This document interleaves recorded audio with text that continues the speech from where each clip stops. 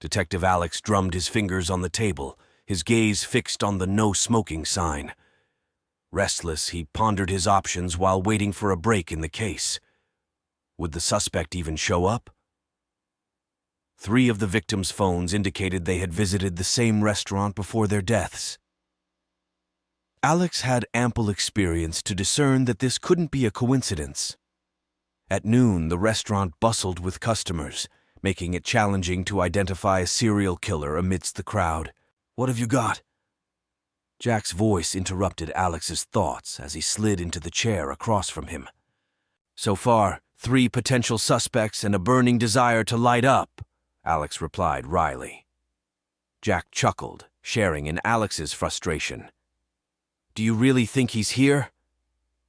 Alex shrugged, feeling the weight of the stalled investigation. "I don't know, but it's a possibility," he admitted. "We could try baiting him," Jack proposed, leaning forward. "Create a fake Tinder profile using one of our female colleagues' photos." Alex grinned, entertained by the idea. "As much as I'd love to see that, it's a long shot," he replied. "He's too smart to fall for it. The media coverage has tipped him off. He knows we're onto him and won't risk contacting a stranger. He's meticulous about his victims, ensuring they have no ties to the police." The 2 detectives exchanged a knowing glance, silently acknowledging they were stuck. "That makes sense," Jack replied, stretching his limbs in boredom. "I'm gonna order a drink for myself then. Do you want something?" Alex shook his head. Jack stood up and walked to the counter. Alex kept a vigilant eye on the 3 men who had caught his attention. The first, a bearded man in his 40s, completely engrossed in his phone at a nearby table. The second, a white-haired individual, engaged in confident conversation with a much younger woman at another table across the restaurant. The third, a calm, well-dressed man, sat at the counter with his back to Alex, sipping whiskey.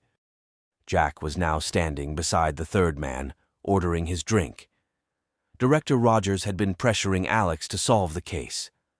The sensationalized stories in the press about the sugar killer, as they called him, had plunged the city into chaos and fear. Alex felt a strong urge to approach the second suspect's table and ask the young lady how she had met her date.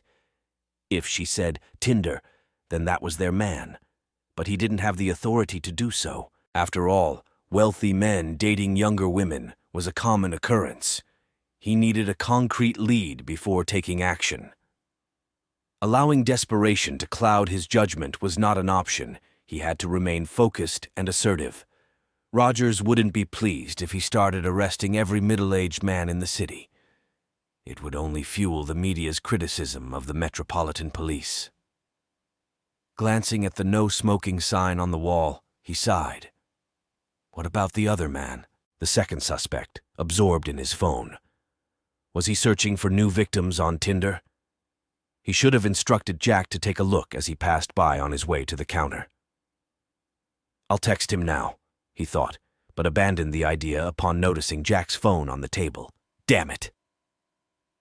Jack engaged in conversation with the third suspect, the well-dressed man at the counter savoring whiskey. Alex noted that Jack had also ordered a whiskey for himself, likely the topic of their discussion.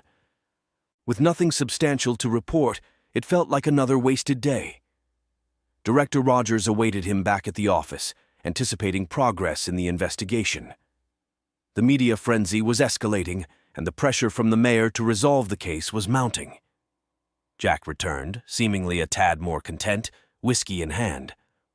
"How many times have I reminded you to keep your phone with you?" Alex chided. "Why, what's up?" Jack inquired, perplexed. "The second suspect, the one absorbed in his phone. I need you to discreetly check if he's on Tinder. Just pass by him and take a look." All right, I'll do it. I need to use the restroom anyway." "And don't forget your phone," Alex added. Jack rose once more, passing by the table of the second suspect on his way to the restroom. "Nothing. He's just playing chess," read a WhatsApp message from Jack. Alex sighed, dropping the phone on the table. Frustration etched across his face as he rubbed his eyes wearily. Meanwhile, the third suspect left the counter. He briskly made his way to the restaurant's exit, nodding at Alex's table in passing. Alex returned the gesture absent-mindedly, attributing no significance to it.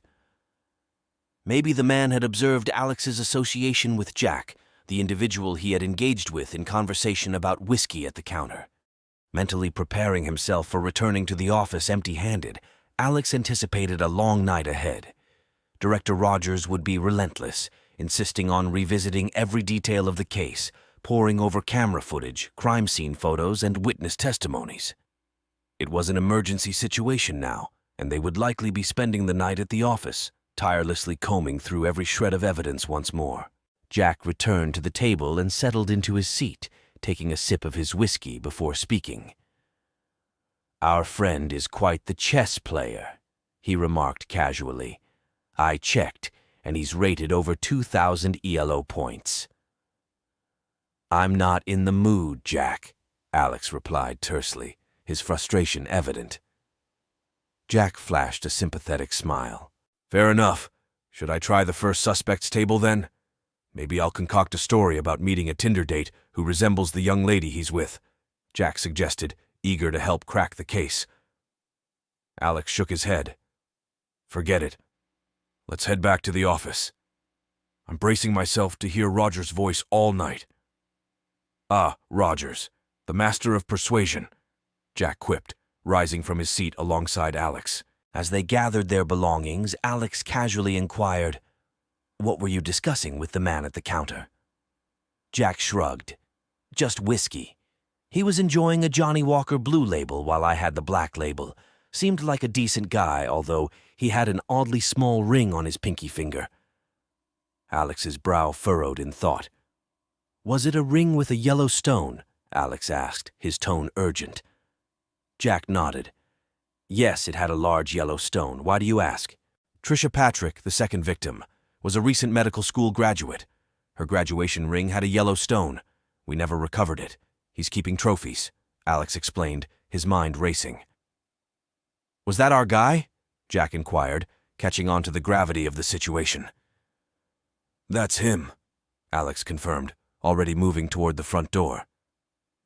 He dashed to the parking lot and spotted a black sedan already preparing to exit the building. "You idiot," Alex muttered to Jack. "Didn't you review our case files? You let our suspect slip away."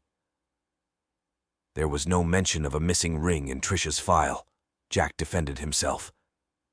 Suddenly, Alex remembered Tricia's mother mentioning the ring at the funeral, a detail he had forgotten to document.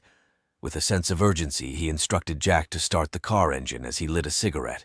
It was going to be a long night ahead.